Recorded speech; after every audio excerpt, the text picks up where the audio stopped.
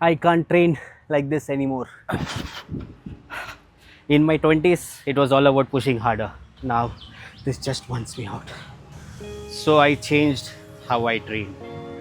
Strength to stay injury free.